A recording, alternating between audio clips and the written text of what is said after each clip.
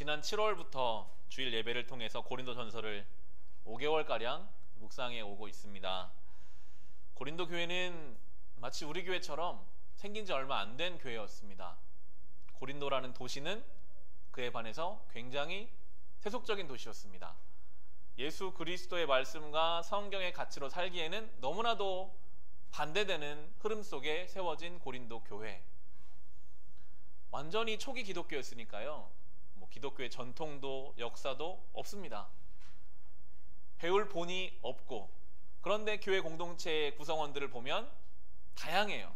인종도 다양하고, 심지어 종의 계급에 있는 사람이 있는가 하면 주인의 계급에 있는 사람들까지. 그러니까 교회 안에서 문제가 많았습니다. 한 이슈를 가지고 서로 다른 이야기들이 나오고, 화합이 안 되다 보니까 분파가 나뉘게 되고, 우리가 지난 5개월 동안 살펴본 고린도 교회에 문제가 수없이 많이 있었습니다. 바울이 이제 편지를 쓴 거죠. 본인이 개척한 이 고린도 교회가 문제가 많으니까 그렇게 하는 게 아니다, 이렇게 하면 좋겠다. 그것이 성경이 돼서 오늘 우리가 묵상하고 있습니다. 설교를 준비하면서 그런 생각이 들죠. 사실 이 고린도라는 지역이 어딘지도 우리는 생소한데, 그것도 2000년 전에 고린도라는 지역에 있었던 교회, 그 교회가 싸운 이야기, 그리고 그 싸움에 대해서 조언한 이야기를 왜 지금 우리에게 말씀으로 주셔서 이걸 가지고 어떻게 적용하며 우리가 살아갈 수 있을까? 그런데 성경에서는 디모데후서에 보면 모든 성경은 하나님의 영감으로 된 것으로서 교훈과 책망과 바르게 함과 의로 교육하기에 유익합니다 라고, 모든 성경은 하나님의 감동, 하나님의 영감으로 쓰여져서 그걸 통해서 우리에게 교훈하시고 때로는 책망하시고 우리를 바르게 하신다라고 말씀하시거든요. 이 고린도 교회가 다양성 속에서 갈등을 경험했던 것처럼 이 시대를 사는 우리도 참 다른 사람들과 함께 어울려 살면서 많은 갈등과 문제를 경험하며 사실은 살고 있습니다. 먼저는 교회가 그렇습니다. 우리 교회 생긴 지도 얼마 안 됐고 성도의 수가 많지도 않지만 다양한 사람들이 모여 있어요. 그러다 보니까 교회에 오면 자연스럽게 조심스러워집니다. 혹시 내가 말하면 이 누구는 상처받지 않을까, 이상하게 생각하지 않을까. 이 당시에 고린도 교회는 생활 공동체였습니다. 지난주 성찬에 대해서 나눈 것처럼 하루 일과가 마치면 교회로 모여요. 성도들이 같이 저녁 식사하고 예배드리고 날마다 함께하는 공동체였기 때문에 문제들이 더 많이 있을 수도 있었고, 그 가운데 주시는 말씀이 이었는데, 사실 이 현대를 사는 우리에게 교회는 생활 공동체까지는 갈 수가 없는 상황이거든요. 일주일에 한 번 보통 대부분의 성도들이 교회에 와서 1시간여 예배를 드리고, 나눔을 한다고 해도 30분에서 40분 정도밖에는 할 수 없는 그러한 상황의 교회입니다. 이 말씀을 어떻게 적용할 수 있을 것인가? 그러나 교회라고 하는 것이 꼭 건물과 조직이 된 것이 교회는 아니거든요. 우리가 더 많은 시간을 보내는 우리의 가정이 주님 앞에 교회고, 우리가 시간을 보내고 있는 그 일상과 직장과 일터와 우리의 관계 맺는 모든 관계들이 교회로 본다면, 이 고린도 전서의 갈등 상황 속에서의 성도의 삶에 나아갈 방향이 우리의 삶에도 그대로 교훈과 책망과 바르게 함과 의로 교육함으로 적용할 수 있겠더라고요. 가정만 살펴본다고 해도 참 다르죠. 제 아래 남동생이 하나 있거든요. 같은 유전자로 같은 어머니 뱃속에서 나왔음에도 불구하고 정말 달라요. 신기하죠? 좋아하는 것도, 성향도, 성격도, 같은 유전자를 가진 형제도 그렇게 다를진데, 예를 들어 가정의 경우 부부가 이루어져 있다면 남편과 아내가 정말 다르거든요. 남편과 아내가 다르지, 형제들이 다르지. 그래도 그렇게 식구가 적으면 그 안에서 좀 해볼 수 있겠지만, 참 놀라운 게 이 결혼이라는 거를 해보니까요, 결혼하는 순간 가정 내 친척들이 2배가 되더라고요.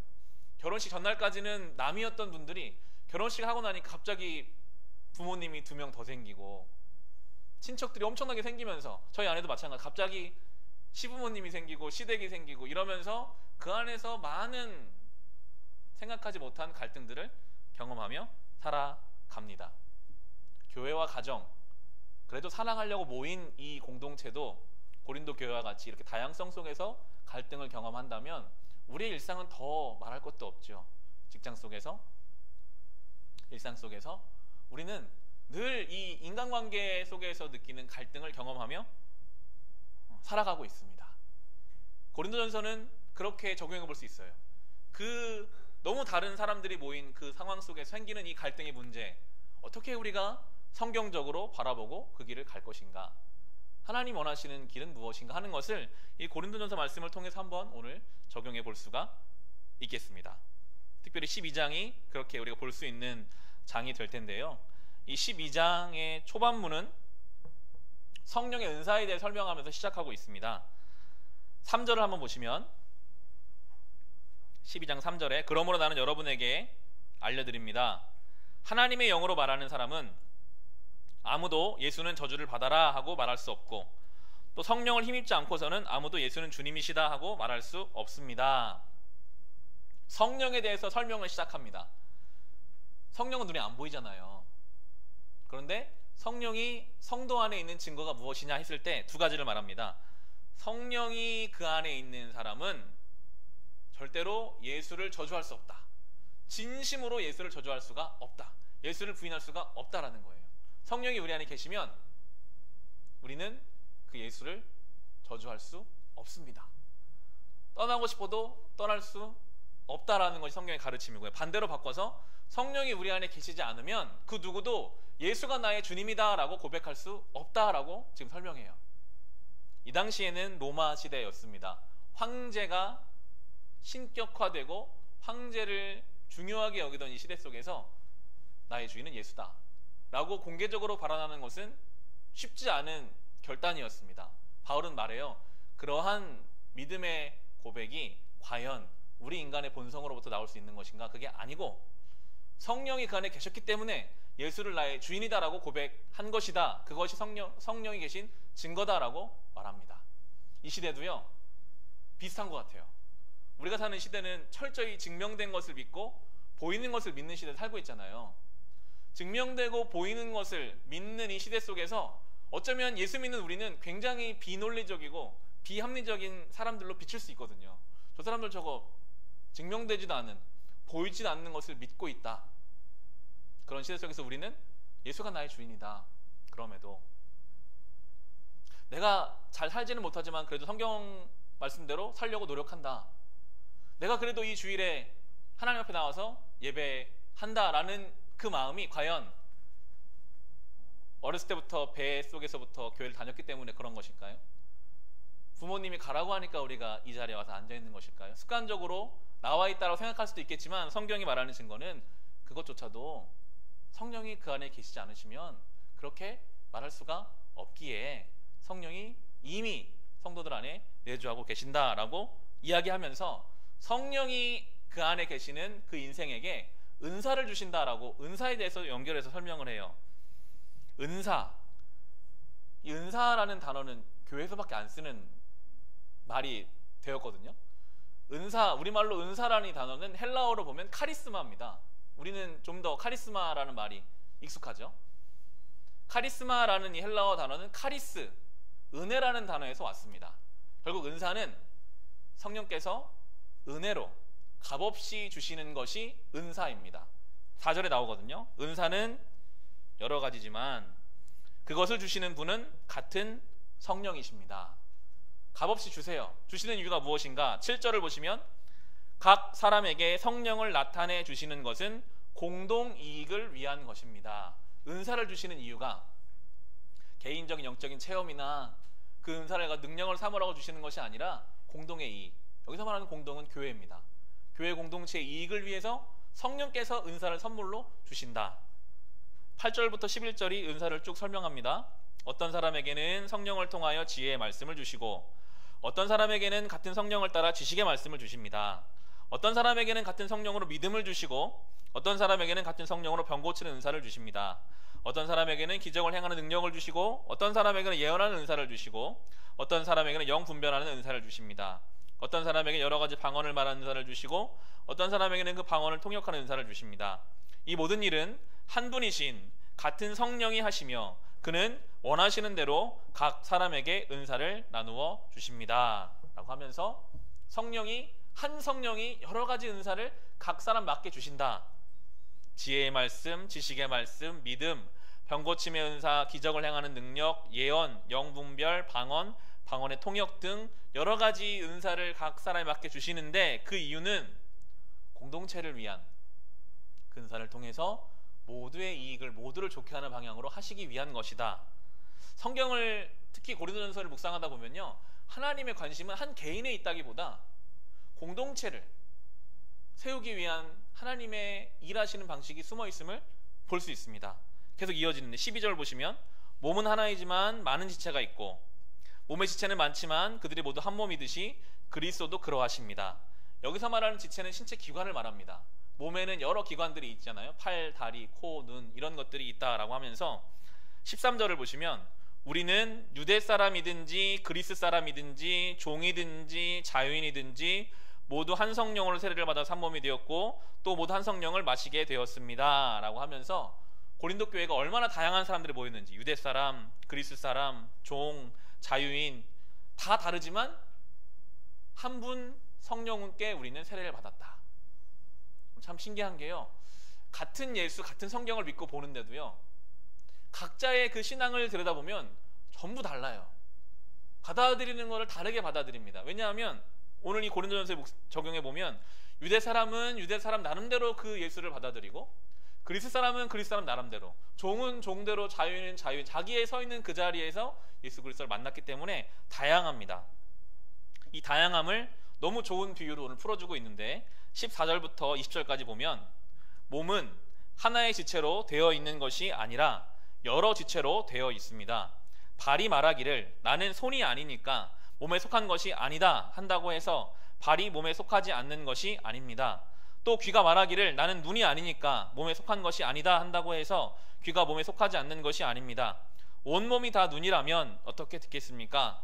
또 온몸이 다 귀라면 어떻게 냄새를 맡겠습니까? 그런데 실은 하나님께서는 원하시는 대로 우리 몸에다가 각각 다른 여러 지체를 주셨습니다. 전체가 하나의 지체로 되어 있다고 하면 몸은 어디에 있습니까? 그런데 실은 지체는 여럿이지만 몸은 하나입니다 라고 하면서 서로 다른 모양, 눈, 귀, 코, 입, 손, 발 이렇게 다 다르지만, 다 기능이 다르지만 결국은 한 몸을 이루고 있다. 그것이 하나님의 뜻이다라고, 그것이 교회를 이루어가는 방식이다라고 말씀하고 있어요. 다르다는 것, 나와 다른 존재가 함께 있다는 것이 때로 우리에게 불편함을 줄 때가 있거든요. 다 똑같으면 불평할 것도 없고 비교할 것도 없는데 다르면 그 다름으로부터 우리 뭔가 불편하고 어려워지기도 하고 부딪히는 것들이 생겨요. 내가 같이 신앙생활하는 옆에 사람이 나는 참 힘들고 어려운데 이 사람은 너무 평안하게 잘 지내고 하나님과 정말 친밀하게 지내는 것 같고, 그런 모습을 옆에서 보면요, 때로 내가 작아져 버립니다. 나는 그렇지 못한데 비교하게 되고 뭔가 어려움을 느끼게 되거든요.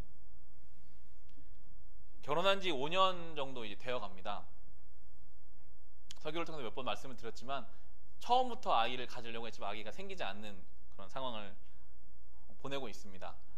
같이 공부했던 목사님들, 동기 목사님들은 대부분 이미 둘째를 낳은 사람들이 많아요. 동기 카톡방에는 한때는 막 초음파 사진이 올라오고 지금은 둘째 사진 막 이제 올라오는 것도 이미 지나가는 때, 그러다 보니 이제 아내가 회사의 양해를 얻어서 휴직을 하게 됐습니다. 휴직하고 병원에 치료를 받으면서 시술을 해보려고 이제 준비하는 단계인데요. 대전에서도 병원 다녔었는데 잘 안 돼서 서울에 가보자. 이제 지난주에 서울에 있는 병원을 한번 다녀왔습니다. 서울 멀더라고요. 오래 시간도 걸리고 경제적으로도 물론 부담이 있죠. 그러면서 그런 생각이 듭니다. 아니, 다른 가정들은 큰 문제 없이 다 자녀가 생기는데 심지어 어느 집은 첫째를 갖고 둘째는 생각도 안 하고 있는데 둘째가 생기는 가정도 있는데 왜 우리 가정의 모습은 이렇게 되었을까? 다른 사람들과 비교를 하게 돼요. 그래도 병원 가니까 좀 위로가 되는 게요. 병원에 가니까 다 똑같은 사람들 모여 있더라고요. 다 저희 같이 애가 안 생겨서 모인 사람들 모였으니까 뭔가 동진감을 느끼지만 다시 삶으로 돌아와서 사람들을 옆에 보기 시작하면 나와 다른 모습 속에서 내 없는 것을 발견하면 스스로 작아지는 것을 느낄 때가 있고요. 반대의 경우도 있습니다. 나는 가지고 있고 나는 이루었는데 내 옆에 봤더니 아직 이 사람이 이루지 못하고 가지지 못하고 있으면요, 내 마음이 우쭐해져요. 아유, 아직 좀 더 열심히 해야겠네. 나는 가지고 있는데 못 가진 사람 보면 교만해지기도 하고, 사람 마음이 참 간사하죠. 없는 것은 힘들어하고 있는 것에 있어서는 교만해지기도 합니다. 그런데 오늘 성경은 서로 다른 모습, 상황, 환경 속에 주님이 두셨다. 어떤 이는 손의 모양으로, 어떤 이는 눈의 모습으로, 코의 모습으로 그렇게 생겨 있으니 그 자리에서 그 역할을 감당함으로 주님의 몸을 이루어 가라라고 말씀하고 계십니다. 다 눈이면 어떻게 소리를 듣겠느냐? 다 귀면 어떻게 냄새를 맡겠느냐라고 말씀하세요. 우리를 보내주신 그곳, 그 자리, 그 상황, 그 환경 속에서 하나님을 예배하고 믿음으로 살고 감사하며 살고 그렇게 그 자리를 지키라고 오늘 성경은 우리에게 말씀하십니다. 요즘 새벽에 시편을 묵상하고 있거든요. 성경 통독 쭉 하면서 시편 마지막에 오고 있는데, 시편이 참 좋은 게요, 찬송을 할 수가 있어요. 시편을 묵상하다 보면 우리가 하나님께 나오면 대부분 하나님께 나와서는 간구를 많이 합니다. 하나님, 나 이거 어렵습니다. 이거 해주세요. 이게 필요합니다. 찬송하기가 참 쉽지 않은데 그래도 시편을 묵상하면 하나님 찬송할 수 있는데, 시편 135편 3절에 주님은 선하시니 주님을 찬송하여라, 그가 은혜를 베푸시니 그의 이름을 찬송하여라 라는 짧은 시편의 고백이 한 주 동안 가장 와닿는 고백이었습니다. 그런 고백이에요. 주님은 선하시니 주님을 찬송하여라, 그가 은혜를 베푸시니 그의 이름을 찬송하여라.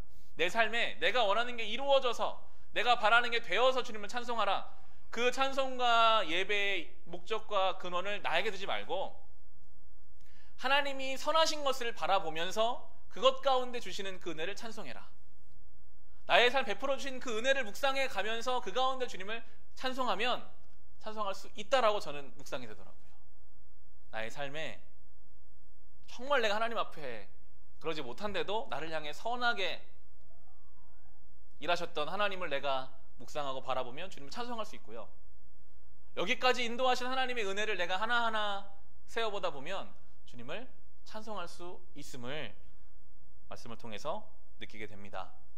그것이 우리가 주님이 보내신 그곳, 그 자리를 지키며 하나님을 찬송할 수 있는 방법이 될 것입니다. 몸의 비유는 점점 확장되어 갑니다. 우리 22절을 보시면요, 그뿐만 아니라 몸의 지체 가운데서 비교적 더 약하게 보이는 지체들이 오히려 더 요긴합니다 라고 더 나가요.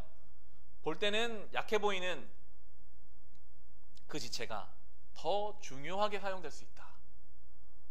저는 그렇게 묵상이 됐어요. 보이지 않는 그 지체가 더 중요할 수 있다. 우리 몸에 이 손과 발, 얼굴은 매일 씻잖아요. 매일 씻고 좋은 것도 발라주고 관리를 합니다. 보이니까요. 중요하게 여깁니다.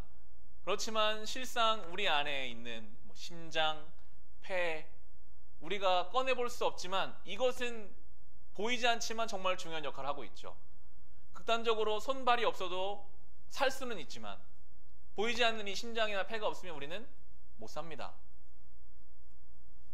신앙에 있어서 목사인 제가 어쩌면 드러나는 역할을 할 수도 있겠습니다. 앞에서 설교하고 성경을 가르치고, 그러나 보이지 않게 직장에서, 가정에서, 삶의 자리에서 아무도 몰라줘도 나름대로 내가 신앙 양심을 지키기 위해서 때로는 손해보고, 내가 정말 예수의 사랑을 받은 자로서 그렇게 사랑하기 위해서 애쓰고 노력하는 그 성도의 삶이 보이지 않지만 더 주님의 몸을 세우는데 요긴하게 중요하게 쓰일 수 있다고 성경은 우리에게 가르쳐 줍니다. 이어지는 23절부터 보시면 그리고 우리가 덜 명예스러운 것으로 여기는 지체들에게 더욱 풍성한 명예를 덧입히고 볼품없는 지체들을 더욱더 아름답게 꾸며줍니다. 그러나 아름다운 지체들은 그럴 필요가 없습니다. 하나님께서는 몸을 골고루 짜 맞추셔서 모자라는 지체에게 더 풍성한 명예를 주셨습니다. 그래서 몸에 분열이 생기지 않게 하시고 지체들이 서로 같이 걱정하게 하셨습니다. 라고 하나님이 일하시는 방식이 나옵니다. 덜 명예스럽게 여기는 지체들에게 더욱 풍성한 명예를 입히고. 반대거든요. 세상은 명예로운 역할을 하는 사람들 명예를 주잖아요. 주님께서는 덜 명예스러운 지체들에게 더욱 풍성한 명예를, 볼품이 없는 지체를 아름답게 꾸며주고, 드러나는 지체는 그냥 냅둬도 되지만 모자라는 지체에게 풍성한 명예를 주신다. 왜냐하면 분열되지 않게 하기 위해서 그렇게 하신다라고 말씀하세요. 많이 가진 사람이 더 많이 가지려고 하면요, 분열의 시작이 됩니다. 높이 있는 사람이 더 높이 올라가려고 막 하면요, 그것이 분열의 원인이 된다는 거예요. 고린도 교회가 지금 그런 상황이었습니다.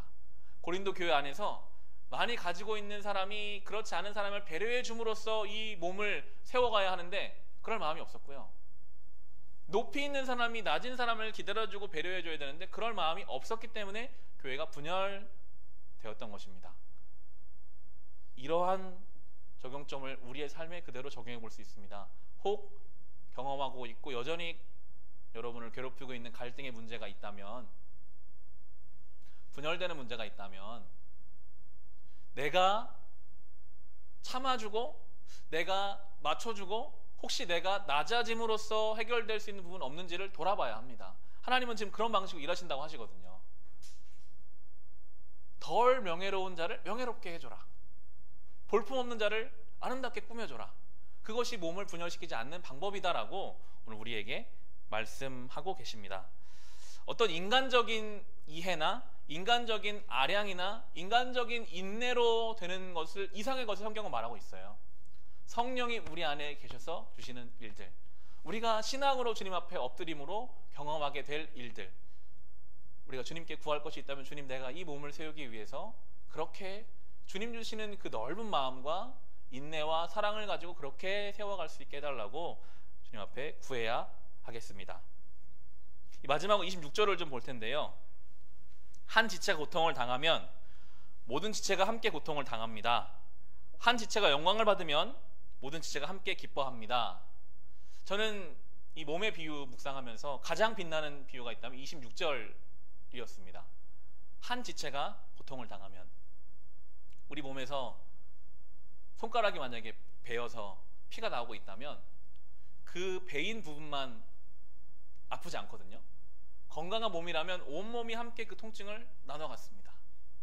그리고 이 상처를 치유하고 아물게 하기 위해서 모든 몸이 이 상처에 집중하여 이것을 낫게 하는 것이 건강한 몸입니다.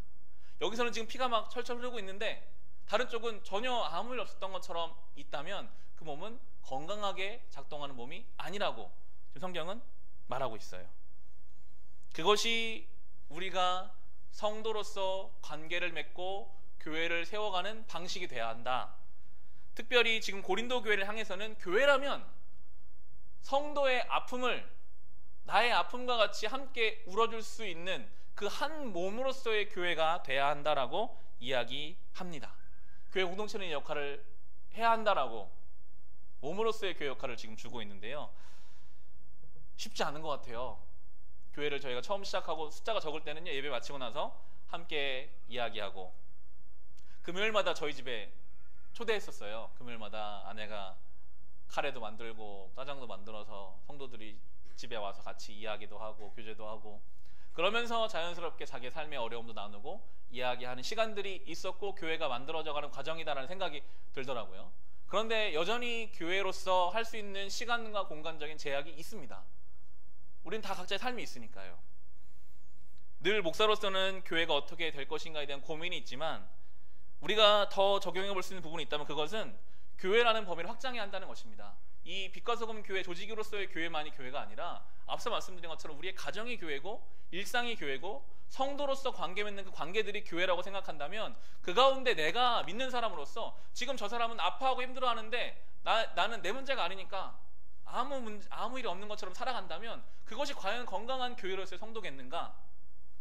지금 내 주변에 힘들고 어려운 사람이 있는데 내가 믿는다고 하면서 전혀 나와는 상관없는 문제처럼 나는 룰루랄라 즐겁게 산다면 과연 그것이 건강한 신앙이 될 수 있겠는가라고 우리에게 이야기해 주는 것입니다. 대학생 시절에 저희 학교는 기독교 학교라서 단과대마다 기도실이 있었어요. 공강 시간이면 기도실에 가서 기도를 했습니다. 기도하는데 꼭 한국 교회를 위해서 기도가 나오더라고요. 교회를 위해 기도하면 뜨거운 눈물이 나왔습니다.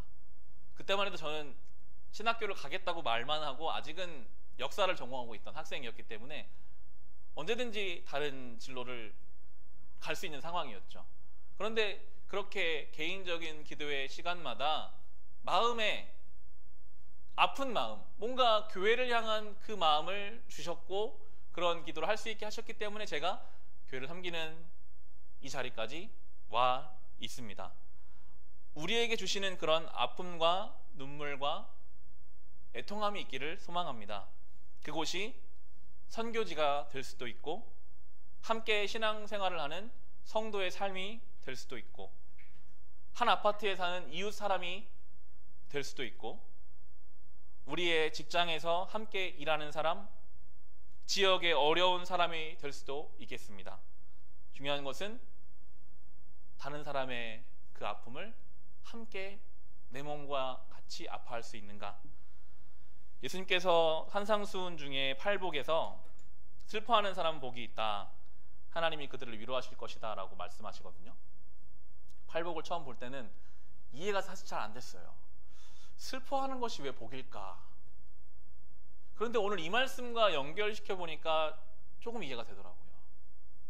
다른 사람의 그 아픔을 내가 함께 끌어다가 진심으로 슬퍼하고 그 가운데 하나님의 위로를 경험하는 사람은 정말 복 있는 인생이구나.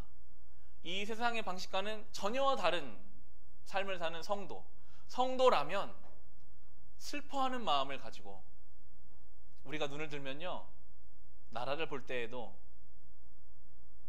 어느 한 개인의 삶을 볼 때에도 국제 정세를 보거나 뭐 어떤 거를 볼 때 우리의 마음을 슬프게 하는 것들이 있다면 그것을 가지고 주님 앞에 슬퍼하면서 하나님의 위로를 기다리면서 이 신앙의 길을 걸을 수 있다면 그것 또한 주님이 우리에게 요구하시는 성도의 삶이라는 것을 생각해 볼 수가 있습니다. 이 12장은 성령의 은사를 쭉 나열하면서 다음 주에 살펴볼 12장 말미에 가면 이 많은 은사 중에 가장 좋은 것이 있습니다 라고 하면서 13장으로 연결이 돼요. 그건 사랑이거든요. 결국 바울이 말하는 성령의 은사는 사랑이라는 종착점으로 가기 위한 단계입니다. 교회를 하나 되게 하고 성령의 역사 일으키는 것은 사랑이기 때문에 이 사랑, 오늘 말씀과 연결시킨다면 다른 이의 아픔에, 다른 이의 눈물에 함께 공감할 수 있는 그 사랑이 성령의 역사임을 생각해 볼 수가 있겠습니다. 오늘 설교의 시작과 문제 제기로 한번 돌아와 보겠습니다. 갈등이 일어날 수밖에 없는 우리 현실 속에서 우리는 성도로서 어떻게 살 수 있을까? 성령의 인도하심 가운데 한 몸으로서의 삶이다, 그리스도의 몸을 세운다 라는 그 마음으로 우리가 그렇게 함께 아파하고 다른 모양의 지체를, 다른 것이지 누가 더 높고 누가 더 낮은 것이 아니고 다른 것이지 누가 더 잘되고 안되고가 아님을 우리가 인정할 수 있어야 하겠습니다. 그렇게 우리의 영적인 시각이 성경적으로 세워질 때 너무나 자연스럽게 우리의 갈등들은 줄어져 가게 될 것입니다. 민감함이 있고 애통함이 있고 사랑함이 있고 그렇게 우리가 그리스도의 몸으로서 이 땅에서 건강한 신앙의 길을 걸어갈 수 있게 되기를 주님의 이름으로 축원합니다.